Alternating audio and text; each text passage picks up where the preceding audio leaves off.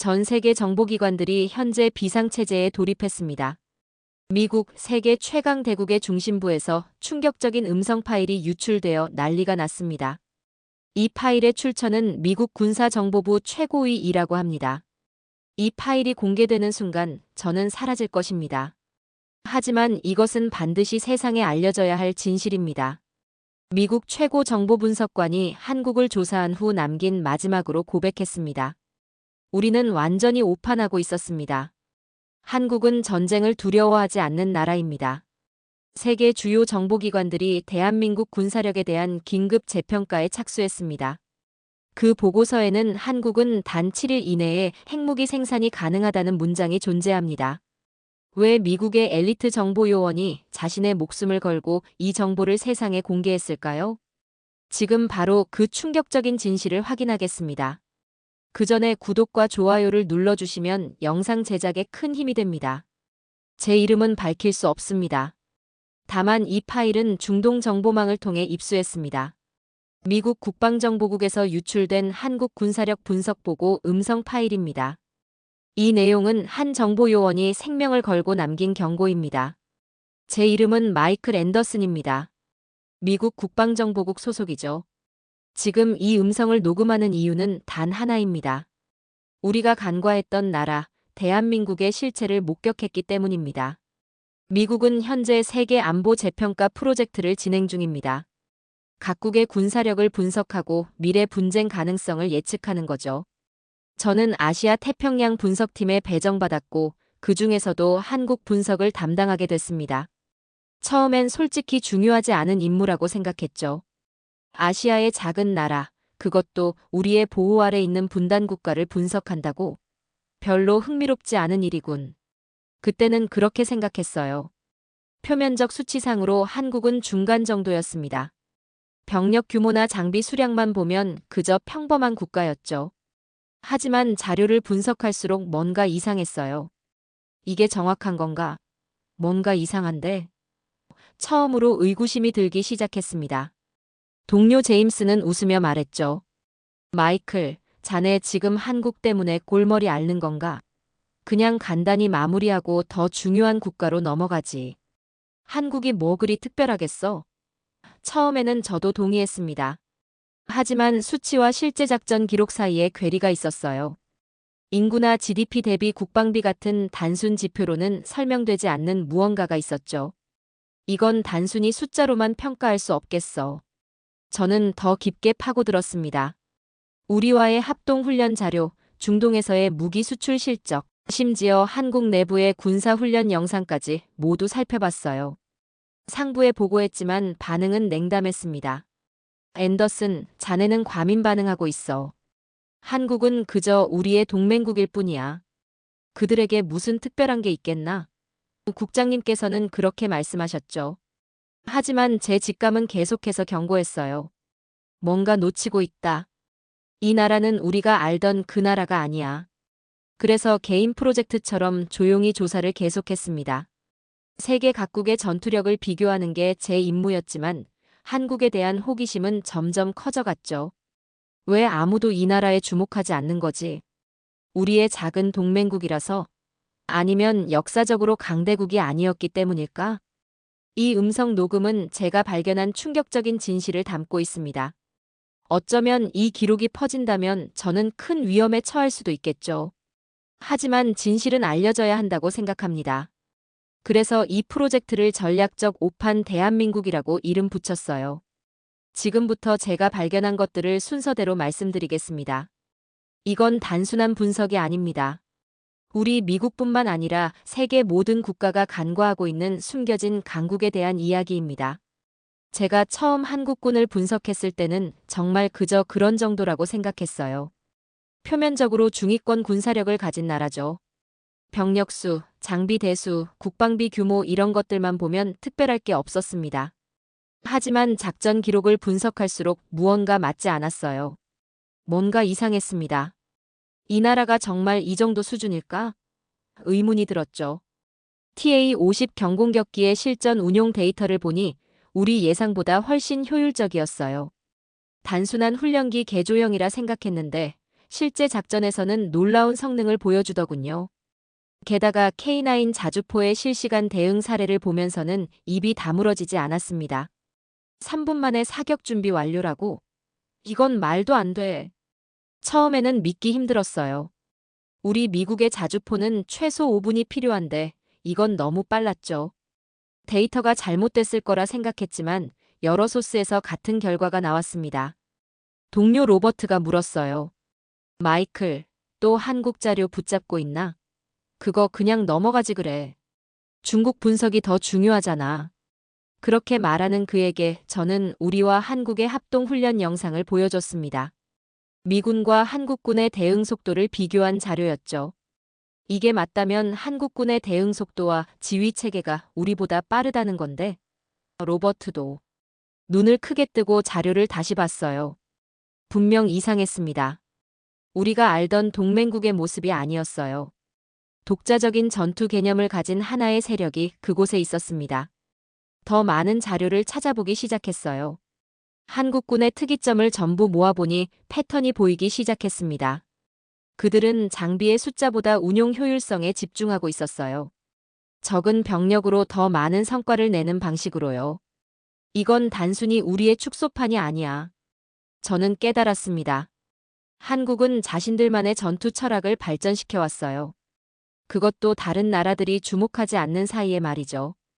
K2 블랙팬서 전차의 기동력 데이터를 보고 또 한 번 놀랐습니다. 우리의 에밀 에이브럼스와 비교했을 때 기동성이 월등했어요. 이 전차는 우리가 생각하던 아시아 버전 레오파르트가 아니야. 완전히 다른 개념의 장비야. 수치상으로는 중간 정도지만 실제 성능은 최상위권. 이런 간극이 계속 발견되었습니다. 한국이 공개하는 정보와 실제 능력 사이에는 큰 차이가 있었어요. 마치 의도적으로 자신들의 실력을 숨기고 있는 것처럼요. 혹시 다른 분야도 그럴까? 호기심이 생겨서 방산 수출 현황도 살펴봤습니다. 놀랍게도 한국은 이미 세계 8위 무기 수출국이었어요. 그것도 대부분 첨단 장비들이었죠. 단순한 소총이나 포탄이 아니라 고도로 정밀한 시스템들이었습니다. 특히 눈에 띄는 건 현대로템의 K 시리즈 전차와 한화의 자주포였어요. 이 두 장비는 세계 시장에서 놀라운 평가를 받고 있었습니다. 폴란드, 터키, 이집트 같은 나라들이 앞다투어 구매하고 있었죠. 이건 단순한 무기 거래가 아니야. 전략적 영향력 확장이야. 보고서에 이렇게 적었습니다. 한국은 무기 수출을 통해 세계 각국과 군사적 유대를 맺고 있었어요. 그것도 놀라울 정도로 빠른 속도로요. 이제 저는 확신했습니다. 우리가 지금까지 알고 있던 한국은 표면적인 모습에 불과했어요. 그 아래에는 훨씬 더 강력하고 정교한 군사 강국이 숨어 있었습니다. 그리고 그들은 아직 본격적으로 그 모습을 드러내지 않았죠. 이상한 건 우리 CIA의 정보망에서도 한국에 대한 경고가 들어오기 시작했다는 점이에요. 처음에는 그냥 단편적인 정보였습니다. 우리 CIA도 나토도 감지 못했어요. 그런데 우리 중동정보원이 보고했죠. 그 나라의 무기들이 실전에 쓰이고 있다고. 우크라이나와 중동 분쟁 지역에서 한국산 무기의 활약이 목격되기 시작했어요. 비공식 루트로 정보가 유입되었죠. 특히 K9 자주포는 실전에서 놀라운 성능을 보여주고 있었습니다. 터키와 에스토니아, 핀란드, 노르웨이, 폴란드까지. 이 나라들이 왜 한국 무기를 선택했는지 그제서야 이해가 됐어요. 이 무기들은 실전에서 검증된 거였어. 저는 자료를 정리하며 깨달았습니다. 한국은 무기를 팔 뿐만 아니라 그 무기의 운용 노하우까지 함께 전수하고 있었어요. 이건 단순한 무기 거래가 아니었죠. 전략적 동맹 관계를 만들어가는 과정이었습니다. K 전차의 민첩성과 기동력은 특히 충격적이었어요. 실험 결과를 보니 우리의 에이브럼스보다 우수했죠. 이게 가능해? 처음엔 믿기 힘들었습니다. 우리의 에밀이 세계 최고라고 자부하고 있었으니까요. 그런데 한국의 전차는 더 가볍고 더 빠르고 정확도도 더 높았어요. 우리 내부 보고서에는 이렇게 적혀 있었습니다. 한국은 방어용 장비만 가진 나라가 아니다. 공세적 전략 국가다. 이 말의 의미를 이제야 제대로 이해했어요. 그들은 단순히 우리의 보호 아래 있는 나라가 아니었습니다. 자신만의 군사 독트린을 가진 독립적인 전략 국가였죠. 점점 더 많은 증거가 모이기 시작했어요. 한국 방산 업체들의 수출 계약 소식이 연이어 들려왔습니다. 그들은 소련제 무기를 사용하던 국가들을 하나둘씩 자신들의 고객으로 만들어가고 있었어요. 이건 단순한 비즈니스가 아니었죠. 지정학적 영향력 확장이었습니다. 특히 충격적인 건 한국의 드론 전략이었어요. 우리가 주목하지 않는 사이 그들은 첨단 드론 체계를 구축하고 있었습니다. 북한의 위협에 대응한다는 명목이었지만 그 기술력은 훨씬 더 넓은 지역에서 활용 가능한 수준이었죠. 근데 왜 아무도 이걸 심각하게 받아들이지 않는 거지? 저는 의아했어요. 아마도 한국이 조용히 그러나 꾸준히 움직였기 때문일 겁니다. 그들은 화려한 선전이나 과시 없이 실질적인 역량 강화에만 집중했어요. 우리 분석팀의 결론은 명확했습니다. 한국은 더 이상 작은 동맹국으로 분류할 수 없다. 독자적인 군사 강국으로 재평가해야 한다. 이 보고서가 상부에 전달되자 처음으로 진지한 반응이 돌아왔어요. 제 상관인 윌슨 국장이 저를 불렀습니다. 앤더슨, 자네 보고서가 흥미롭군. 더 깊이 파고들게. 특히 그들의 지휘 체계에 주목하게. 드디어 누군가 제 말을 진지하게 들어주는 느낌이었어요. 그렇게 저는 한국의 군사 시스템을 더 깊이 조사하기 시작했습니다. 특히 그들의 지휘 통제 시스템에 주목했어요. 그리고 놀라운 사실을 발견했죠. 한국은 우리나 다른 나토 국가들과는 전혀 다른 방식으로 군대를 운용하고 있었습니다. 더 유연하고 더 빠르고 어쩌면 더 효율적인 방식으로요. 서울에 있는 지휘소 내부 영상을 손에 넣었습니다. 정말 말문이 막혔어요. 그건 우리보다 10년은 앞선 시스템이었으니까요. 우리 정보원이 입수한 디지털 작전 지휘센터 영상은 충격적이었습니다. 위성과 드론이 통합되어 실시간으로 정보를 주고받고 현장 지휘관들에게 권한이 분산되어 상황에 맞게 유연하게 대응하더군요. 게다가 AI 기반 예측 모델까지 운용하고 있었어요. 이건 우리 미국은 물론이고 나토 국가들도 완벽하게 구현하지 못한 시스템이었습니다. 도대체 언제부터 이런 시스템을 개발한 거지? 영상을 보며 혼자 중얼거렸죠. 우리 미군의 지휘는 계층적 구조입니다. 모든 결정이 상부에서 내려오고 현장에서는 그대로 따르는 방식이죠. 이건 장점도 있지만 결정 과정이 느리다는 단점이 있어요. 하지만 한국은 달랐습니다. 그들은 현장의 권한을 분산시켜 유연하게 움직이고 있었어요. 중앙의 전략적 틀 안에서 전술적 결정은 현장 지휘관이 내리는 구조였죠. 이건 우리의 지휘 체계와도 달랐습니다. 완전히 독자적인 발전을 이룬 모습이었어요. 특히 놀라운 건 그들의 네트워크 중심 전장 관리 시스템이었습니다. 각 전투 단위가 마치 신경망처럼 연결되어 있었어요. 어느 한 부분이 타격을 받아도 전체 시스템은 계속 작동할 수 있는 구조였죠. 우리 미군은 이런 시스템을 개발 중이지만 아직 완성하지 못했습니다.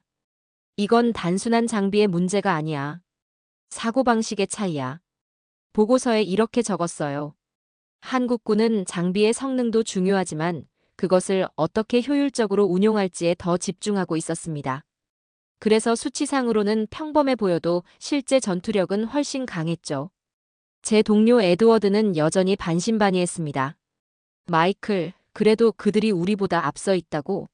그건 좀 과장 아닌가? 그래서 저는 직접 분석한 비교 자료를 보여줬어요. 동일한 상황에서 우리와 한국의 대응 속도 차이를 비교한 자료였죠. 결과는 충격적이었습니다.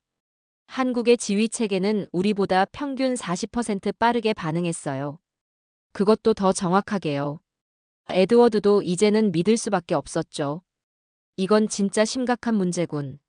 더 놀라운 건 한국이 이런 시스템을 개발하면서도 크게 홍보하지 않았다는 점이에요. 그들은 말하지 않았습니다. 그저 조용히 실력을 쌓아갔을 뿐이죠. 이런 태도가 더 무서웠어요. 자신의 능력을 과시하지 않는 자신감이었으니까요. 제가 가장 주목한 것은 그들의 전장 인식 체계였습니다. 그들은 전장의 상황을 마치 실시간 3D 게임처럼 시각화하고 있었어요. 이건 단순한 레이더 화면과는 차원이 달랐죠. 모든 정보가 직관적으로 표시되어 있어서 지휘관이 빠르게 상황을 파악하고 결정할 수 있었습니다. 우리도 이런 시스템을 개발해야 해. 저는 상부에 강력히 건의했어요. 하지만 반응은 미지근했습니다. 아직도 많은 이들이 한국의 실체를 제대로 인식하지 못하고 있었죠. 그들의 눈에는 여전히 우리의 작은 동맹국 정도로만 보였으니까요. 그래서 저는 더 많은 증거를 모으기로 했습니다. 특히 한국의 특수부대에 대한 정보가 필요했어요. 그들의 전문성이 어느 정도 수준인지 알아보기 위해서였죠. 그리고 마침내 결정적인 영상을 입수하게 되었습니다. 드디어 봤습니다. 그들이 움직이는 장면을요. 영상을 보면서 한치의 망설임도 없다는 게 놀라웠어요. 예술 같은 작전이었고 그 완벽함은 냉혹하기까지 했습니다.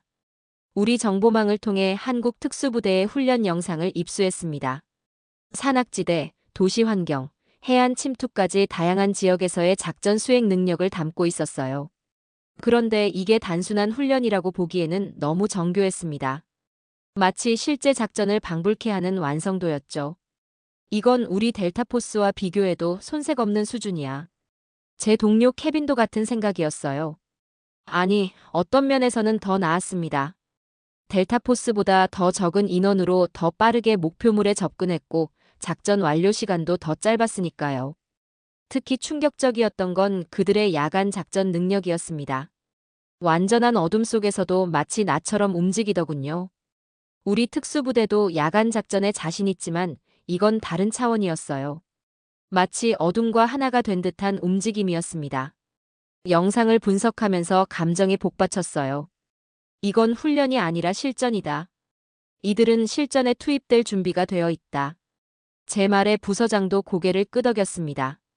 더 이상 부정할 수 없는 증거였으니까요. 한국의 특수부대는 707 대테러팀과 UDT 그리고 SEAL로 구분되는데 각각 다른 전문성을 갖고 있었어요. 대테러, 해상 침투, 산악전 등 영역별로 특화된 능력을 갖춘 부대들이었죠. 흥미로운 건 이 부대들이 서로 긴밀하게 협력한다는 점이었습니다. 이 부대들은 왜 이렇게 전문적이지? 영상을 보며 의아했어요.